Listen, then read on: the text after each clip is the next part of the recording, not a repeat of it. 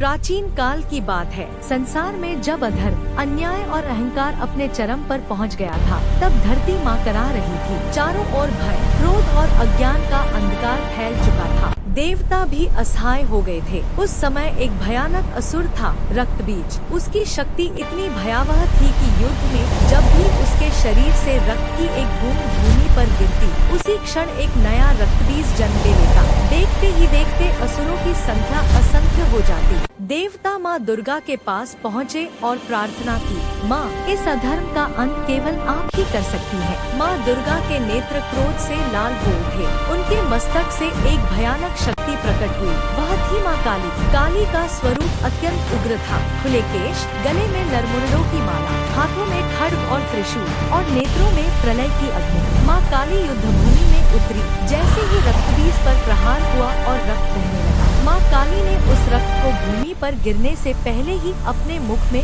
समेट लिया। रक्त की एक भी बूंद धरती को स्पर्श न कर सकी। धीरे धीरे रक्तबीज की शक्ति क्षीण होने लगी और अंततः उसका अंत हो गया। लेकिन युद्ध के बाद भी माँ काली का क्रोध शांत नहीं हुआ। उनका तांडव इतना भयानक था कि पृथ्वी कांप उठी, दिशाएं थरथराने लगी। देवता भयभीत हो गए। तब भगवान शिव स्वयं आगे आए। उन्होंने अपने आप को युद्ध भूमि में माँ काली के चरणों के नीचे लेटा दिया। जैसे ही माँ काली का चरण भगवान शिव पर पड़ा, उन्हें होश आया, क्रोध शांत हुआ और वे लज्जित होकर अपनी जिह्वा बाहर निकालकर स्थिर हो गई। उसी क्षण संसार बच गया। तभी से माँ काली को अहंकार का नाश करने वाली और करुणा की मूर्ति माना जाता है।